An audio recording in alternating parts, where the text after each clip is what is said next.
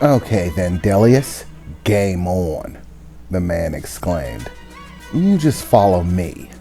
We got shit to do, and only 3 hours to do it in. But I've worked miracles in less," the man said, smiling as he stepped down the stairs onto the made sidewalk of the street, Delius following behind as the man led him to a very strange vehicle. It was unlike any vehicle that he had seen from any of the outer races. Most vehicles seem to work on a hover platform, simply hovering slightly above the ground. Yet this vehicle was unorthodox and seemed to have 4 circular objects, wheels, primitive in construction, and rolled on the ground rather than floating or flying.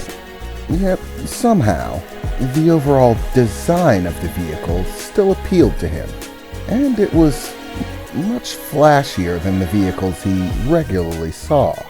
Something about the design of it simply appealed to him as the man stepped over towards what he could only assume was the driver's seat and opened the door. Delius stepped to the side of the vehicle, awaiting the door to open itself. "Oh, guy, you have to actually physically open the door. It's that little lever on the side there. Just reach your hand down there and pull it very gently. Try not to pull too hard. You know, the whole God strength breaking stuff. Try not to break it.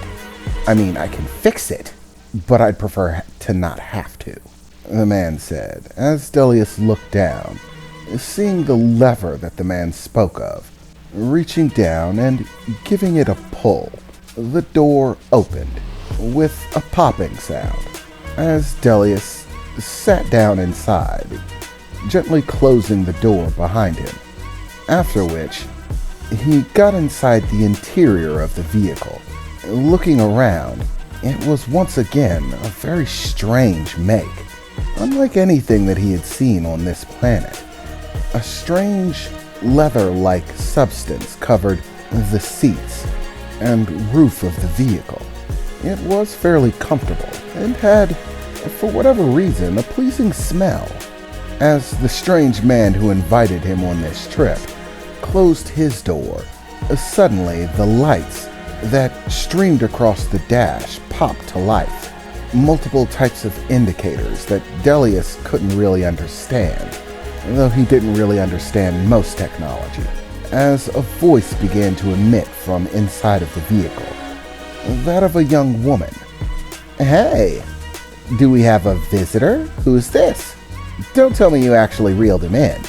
"Yep, that's it," the man replied, as he sat down, closing the door and placing some sort of jingling metal object into a slot by what appeared to be some form of primitive steering device that looked much like a large circle.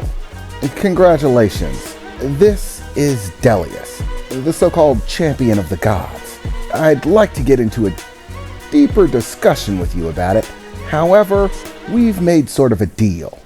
I've got 3 hours to show him what I can do in helping him resolve his issues. And if I fail, to impress him. He's gonna kick my ass." As the man said the words, the woman's voice began to chuckle. "Really? Does he even know who you are? You didn't tell him, did you? Hey, let the man believe he can kick my ass. Hell, for all I know, he can. I don't exactly have a firm reading on what people from his planet can do. And I mean, seriously, have you seen the size of his planet? This guy might have more up his sleeve than I know. Let's not try to judge." "Yeah, but really?" Yeah, I know," the man replied. "Just get us to the ship. We have work to do," the man said, as suddenly a very loud noise that Delius was unaccustomed to began to erupt from the vehicle he was in, like the roar of some savage beast, a very strong one that seemed to shake and vibrate the vehicle he was in.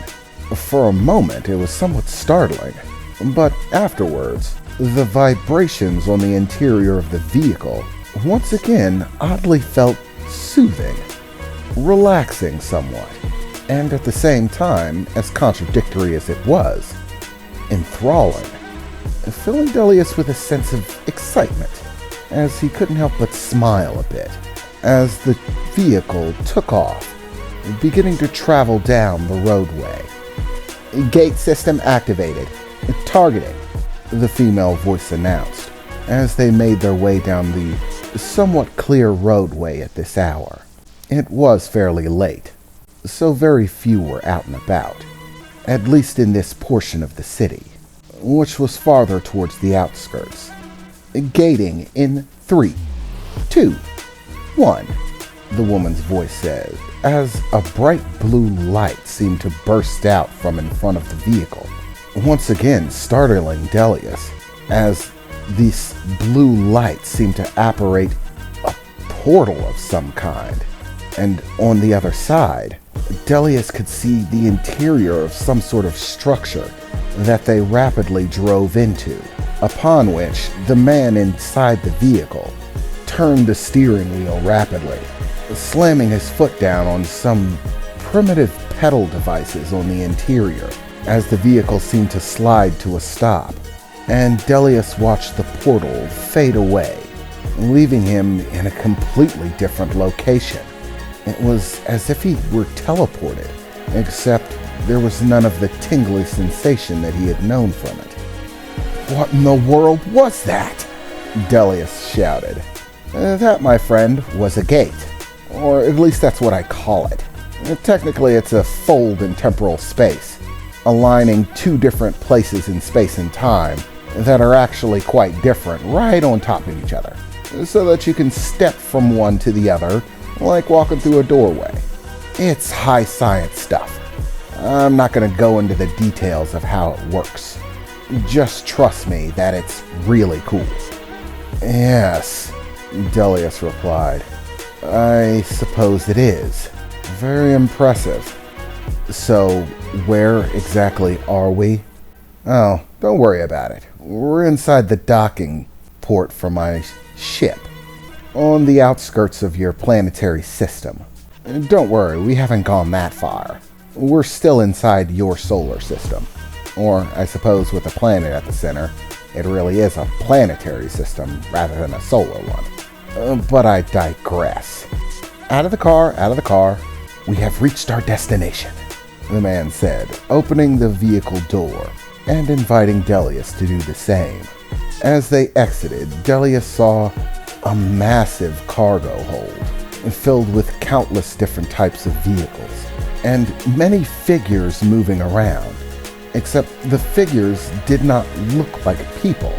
Rather, they all appeared to be mechanical, machines or devices, too small to be piloted by a person.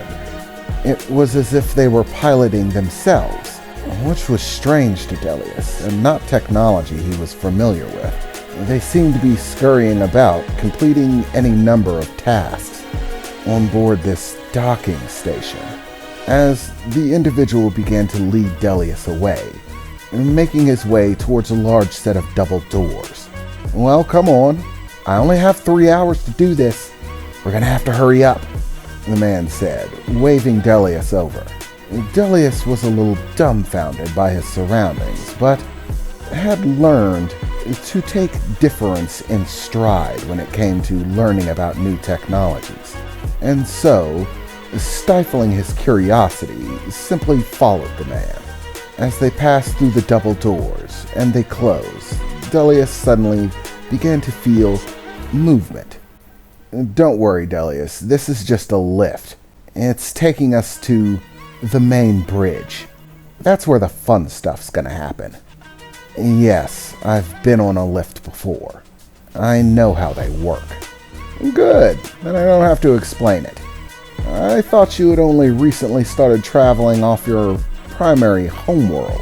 Have a lot of experience on spaceships?" "No, not really," Delius replied. "The only real large-scale ship that I've been on was honestly that of the Solari, but theirs seem to be much more frugal than your design. Much more prettying things up to look grand. Holy shit, the Solari? The man replied, looking over to Delius. Don't tell me those assholes are here. Assholes? Delius said, looking over to the man. You sound like you don't have a very high opinion of them. Well, the man replied, beginning to scratch the back of his head and looking up a bit as he thought about it. Truth be told, I've only really encountered one Solari, and he was a massive pain in my ass. You do not even want to know the trouble he caused me. I'm really using him as a standard of measurement for what to expect. It's possible that other Solari are perhaps a little bit more negotiable or reasonable. However, based on the way that asshole acted, I highly doubt it. Besides, the whole claiming that they're a god thing and ruling over people with an iron fist isn't really my digs. You could say there's a conflict of opinions.